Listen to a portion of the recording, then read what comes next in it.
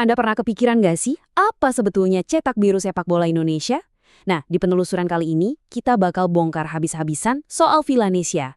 Ini tuh filosofi yang dirancang dari nol untuk membentuk cara kita main bola, dan kita akan lihat langsung dari buku panduan resminya. Nah, ini dia pertanyaan utamanya. Pertanyaan yang kayaknya ada di kepala kita semua, para pecinta bola tanah air. Gimana caranya kita nemuin gaya main yang pas banget buat kita, tapi sekaligus bisa bikin kita bersaing di panggung dunia? Ternyata, Villanesia itu lahir justru untuk menjawab tantangan besar ini. Dan jawabannya adalah sebuah kurikulum yang diberi nama Villanesia. Ini bukan cuma teori di atas kertas ya, ini benar-benar sebuah cetak biru, sebuah blueprint, dengan satu tujuan yang super ambisius, yaitu membawa sepak bola Indonesia ke level dunia. Oke, kita masuk ke bagian pertama, bahasa baru untuk sepak bola. Jadi pertanyaannya, dari mana kita harus mulai? Ternyata jawabannya cukup mengejutkan. Bukan dari taktik atau skill dulu, tapi dari bahasa. Yap, Anda nggak salah dengar. Villanesia sadar betul, sebelum mengubah cara main, yang harus diubah total itu cara para pelatih berkomunikasi. Jadi, biang kerok masalahnya tuh di sini, kebiasaan lama para pelatih. Sering banget kan kita dengar kritik yang ya sifatnya abstrak, emosional, dan jujur aja nggak terlalu bantu pemain buat berkembang. Nah, mengubah kebiasaan ini jadi fondasi paling dasar dari seluruh filosofi Villanesia. Coba deh lihat gambar ini. Kita semua pasti familiar kan sama teriakan-teriakan begini dari pinggir lapangan. Ayo main pakai hati! Atau, kok udah pada kehabisan bensin sih? Kedengarannya sih emang penuh semangat ya. Tapi coba pikirin lagi. Instruksi kayak gitu sama sekali nggak ngasih tahu pemain apa sih yang sebenarnya harus mereka perbaiki. Nah, disinilah letak perubahannya yang krusial. Dari yang tadinya subjektif, sekarang jadi objektif. Alih-alih bilang tim kehabisan bensin, kita ubah jadi fakta yang bisa diukur. Tim cuma mampu melakukan pressing selama 30 menit. Tiba-tiba, masalahnya jadi jelas banget kan? Dan yang paling penting, kalau masalahnya jelas, solusinya jadi bisa dilatih.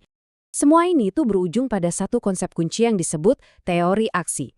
Gampangnya gini, sepak bola itu bukan soal kata sifat kayak semangat atau kuat, tapi soal kata kerja. Mengoper, menggiring, menekan, berlari. Setiap aksi spesifik ini adalah sebuah skill yang bisa dipecah dan tentu saja bisa dilatih. Oke, bagian kedua, filosofi Villanesia. Nah, setelah fondasi bahasanya beres, sekarang kita siap buat menyelami inti dari filosofi Villanesia itu sendiri. Apa sih isinya? Jadi, filosofi ini tuh nggak asal dibuat loh. Bener-bener dirancang dengan mempertimbangkan 3 faktor kunci. Pertama, kekuatan alami pemain kita, yaitu kecepatan dan kelincahan. Kedua, budaya kita yang kental dengan kerjasama tim. Dan ketiga, tentunya tuntutan sepak bola modern yang serba proaktif. Nah, buat menerjemahkan ini semua ke lapangan hijau, Villanesia dibangun di atas 2 pilar utama. Gampangnya, 1 pilar untuk menyerang dan 1 lagi untuk bertahan. Oke, pilar pertama, menyerang. Di sini, Villanesia secara sadar memilih gaya yang disebut permainan konstruktif. Maksudnya apa? Artinya serangan itu dibangun pelan-pelan dengan sabar dari lini belakang ke depan. Bukan main umpan panjang asal-asalan yang seringnya malah bikin kita kehilangan bola. Dan gambar ini, aduh benar-benar nangkep masalahnya dengan sempurna. Si striker sampai bilang, ini udah bola ke-30 dari kiper, kayak pengangguran gue di sini. Ini tuh gambaran yang lucu, tapi sekaligus nunjukin betapa frustrasinya main bola dengan gaya langsung yang gak efektif. Sekarang, pilar yang kedua, bertahan. Filosofinya dinamakan Smart Zonal Pressing. Kata kuncinya di sini adalah smart atau cerdas. Jadi ini bukan soal lari membabi buta ngejar lawan, tapi soal bergerak sebagai satu kesatuan tim yang pinter buat nutup ruang gerak lawan dan merebut bola secepatnya. Nah, diagram ini merangkum semuanya dengan apik. Coba kita lihat, semua dimulai saat kita menyerang atau attacking. Begitu kita kehilangan bola, ini masuk fase transisi negatif. Apa yang harus dilakukan?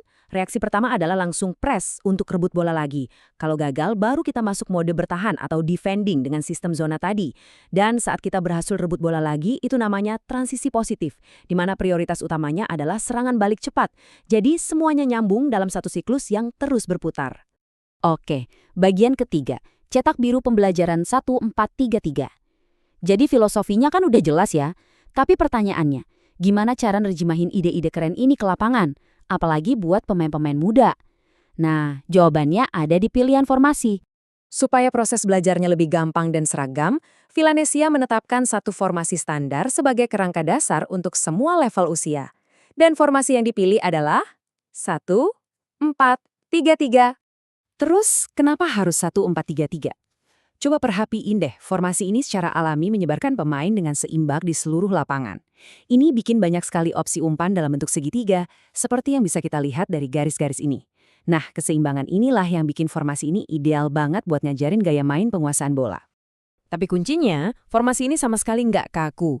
Coba lihat, pas lagi nyerang, bentuknya langsung berubah. Back sayapnya didorong maju, sehingga formasinya jadi 1-2-3-2-3. Ini tuh perwujudan langsung dari pilar penguasaan bola berorientasi gol tadi. Tujuannya buat menciptakan keunggulan jumlah pemain di daerah pertahanan lawan. Nah, sebaliknya, pas lagi bertahan, semuanya langsung merapat. Bentuk U jadi 1-4-1-4-1 yang super rapat dan kompak. Tujuannya jelas, buat mempersempit ruang gerak lawan dan bikin mereka susah nembus pertahanan kita.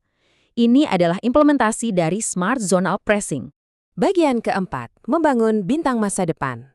Jadi, semua taktik dan formasi canggih yang kita bahas tadi punya satu tujuan akhir yang paling penting, yaitu mencetak generasi pemain baru.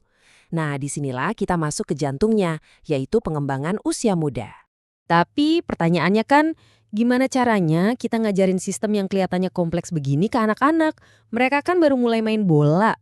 Jawabannya ternyata sederhana, tapi jenius, yaitu dengan menyederhanakan permainannya.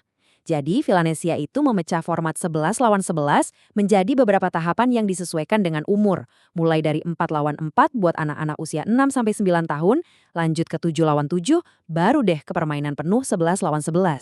Dan ini poin kuncinya, permainan 4 lawan 4 ini bukan cuma sekedar main-main biar seru. Bukan, ini tuh semacam replika mini dari permainan 11 lawan 11.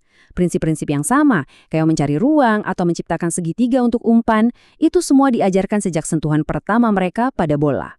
Ini benar-benar investasi jangka panjang. Jadi, kesimpulannya, Villanesia ini jauh lebih dari sekedar manual atau taktik di atas kertas. Ini adalah sebuah cetak biru yang sistematis untuk masa depan. Sebuah komitmen jangka panjang untuk membangun identitas sepak bola Indonesia yang satu, yang seragam. Semuanya bertujuan untuk membangun masa depan sepak bola kita, satu pemain pada satu waktu.